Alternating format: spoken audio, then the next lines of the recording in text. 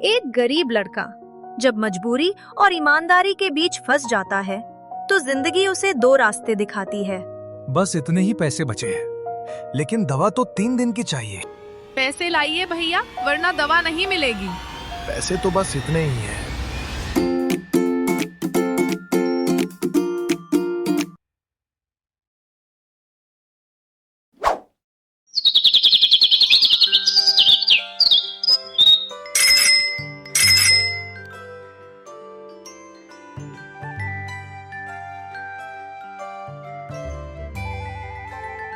सुबह से शाम तक विजय सिर्फ एक सपना देखता था, अपनी माँ और बहन को खुश देखने का।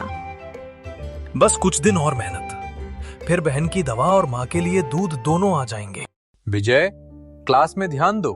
जिंदगी में आगे बढ़ना है तो पढ़ाई करनी पड़ेगी। जी सर, कोशिश कर रहा हूँ।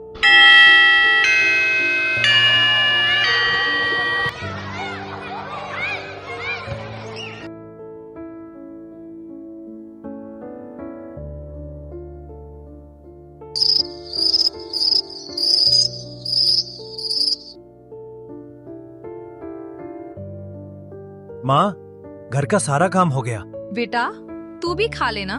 सुबह से काम में लगा है, भूख तो लगी होगी ना। नहीं माँ, आप खा लो, मैं जरा छोटी से मिलकर आता हूँ। जब जिंदगी हर मोड़ पर परीक्षा लेती है तब कुछ लोग टूट जाते हैं और कुछ लड़ते हैं। भैया, मैं ठीक तो हो जाऊंगी ना? मैं सब ठीक कर दूंगा, तू इतना सोच मत। अरे नीरज, नई बाइक ले ली तूने? वाह यार। और बता, जिंदगी कैसी चल रही है? अरे मेरा छोड़ विजय, क्या हुआ भाई? चेहरा देखकर लग रहा है कुछ तो बात है। हाँ भाई, थोड़ी मुश्किल चल रही है। बहन की दवा के पैसे नहीं है। तो एक काम करेगा मेरा, 2 दिन का 10,000 मिलेगा। कौन सा काम? बस एक पैकेट की डिलीवरी कर और पैसा तेरा। उसमें क्या है नीरज, बता ना, कुछ गड़बड़ तो नहीं है? ये सब मत पूछ, गरीबों को ज्यादा सवाल नहीं करने चाहिए। काम कर, पैसा ले। मजबूरी इंसान से वो सब करवा देती है जो वो कभी सोचता भी नहीं। जल्दी हाथ चलाओ, बहुत जगह डिलीवरी करनी है आज। आपको उनका कॉल आया था ना, उन्होंने कुछ कहा? हाँ मुझे पता है, तुझे नीरज भाई ने भेजा है ना? हाँ, उन्होंने कहा था यहाँ आना है। ये ले पार्सल, स्टेशन पर देना है। नाम मत पूछना, जो आदमी वहां होगा वो तुझे पहचान लेगा। ठीक है, मैं दे दूंगा। बस एक डिलीवरी, फिर सब ठीक हो जाएगा। मजबूरी ने विजय से पहली गलती करवा दी। उसने अपने पैरों से एक ऐसे रास्ते पर कदम रख दिया था जहां से लौटना आसान नहीं था। जगह तो यही है, लेकिन कोई नहीं आया अभी तक। कहीं गलती तो नहीं हो गई?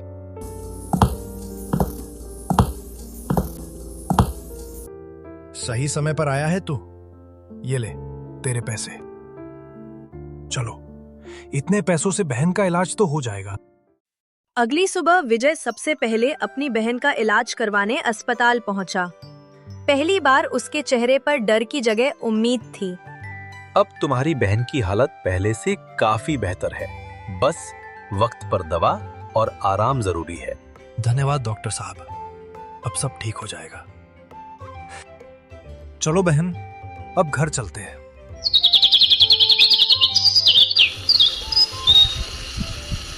जिंदगी एक पल में बदल जाती है। कल तक जो विजय को जीत लग रही थी, आज वही उसकी सबसे बड़ी हार बनने वाली थी। बहन, दवाई ले लो, फिर थोड़ा नाश्ता कर लेना। भैया, अब मुझे बहुत अच्छा लग रहा है। अब तो दवाई की भी जरूरत नहीं है। पुलिस ने स्टेशन पर आज एक लड़के को पकड़ा है। उसके पास से नकली दवाइयां मिली। पुलिस की पूछताछ में पता चला है कि इस गिरोह में कई लोग शामिल हैं। ये तो वही जगह है जहां मैंने पैकेट दिया था। ये नीरज ने मुझे कहां फंसा दिया यार। जिन पैसों ने उसकी बहन की सांसें बचाई थी, वही पैसे अब उसके ज़मीर को दबा रहे थे। नीरज, बाहर आ। तूने मुझे क्या करवा दिया नीरज? मैं तो सोचता था तू मेरा दोस्त है। डर मत यार, पुलिस तक कोई सुराग नहीं पहुंचा है। अगली डिलीवरी पर पूरे 20,000 मिलेंगे। सोच ले, मना करेगा? नहीं नीरज, ये गलत है। मैं अब कभी ऐसा काम नहीं करूंगा। गरीबी में ना ईमानदारी से पेट नहीं भरता विजय, समझा? हे भगवान, अब विजय कहाँ चला गया?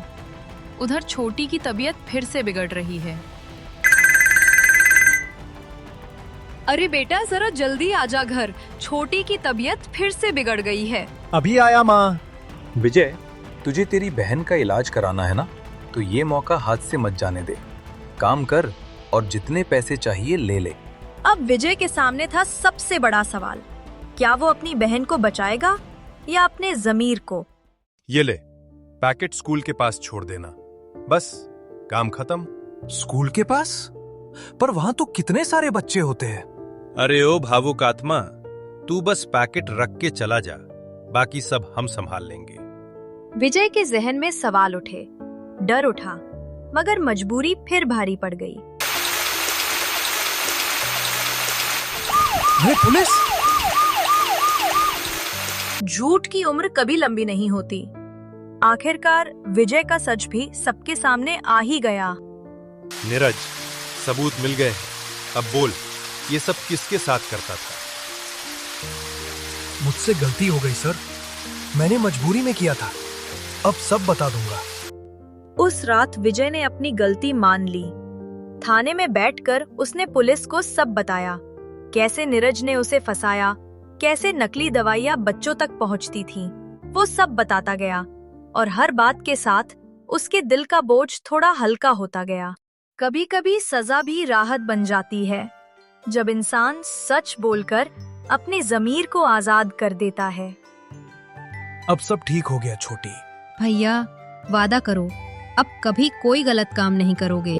वादा रहा छोटी, अब तेरे भैया कभी गलत रास्ता नहीं चुनेंगे।